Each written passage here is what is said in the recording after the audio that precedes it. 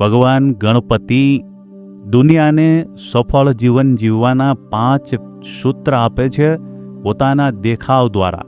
એમના કાન સુપડા જેવા મોટા છે, એટલે તમે કોઈ પણ દુઃખી માણસ આવી અને પોતાના દુઃખની વાત કરે તો એને પ્રેમથી સાંભળો અને એને સધિયારો આપો. ગણપતિની આંખો સાવ ઝીણી છે, એટલે ઝીણી નજરે દુનિયાને જુઓ, એટલે કે ઝીણવટભરી નજરથી તમે ઓબ્ઝર્વેશન કરો સમાજમાં જે બની રહ્યું છે એનું, તમારા જીવનમાં જે બની રહ્યું છે એનું, તો એ જ તમને માર્ગદર્શન આપશે.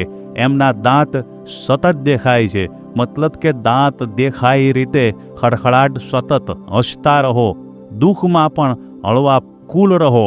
ત્યારબાદ એમનું નાક ખૂબ જ લાંબુ છે. આ સૂંઢ મોઢું નથી, નાક છે.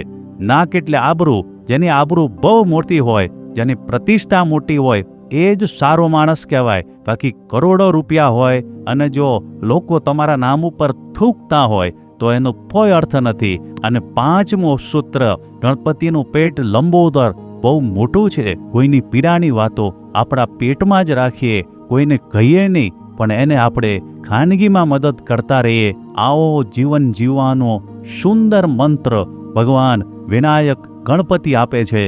તો જય સ્વામિનારાયણ. આ ચેનલનો મુખ્ય ઉદ્દેશ્ય ધર્મનો પ્રસાર કરવાનો છે તથા ભગવાન સ્વામિનારાયણની અલૌકિક લીલા અને સારા વિચારો લોકો સુધી પહોંચાડવાનો છે, જે જીવનમાં શાંતિ અને સુખ તરફ દોરી જાય છે.